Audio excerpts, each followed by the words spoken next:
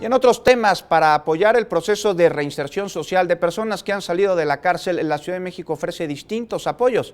Lo invito a conocerlos.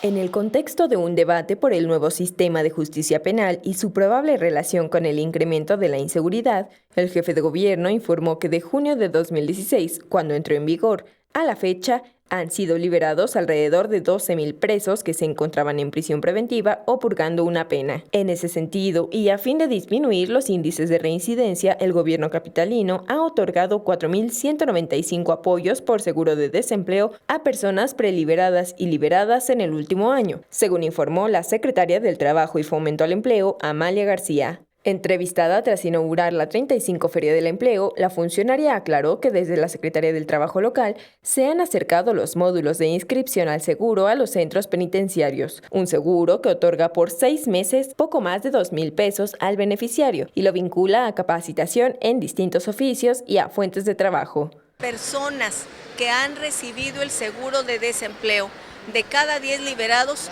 solamente 3 reinciden.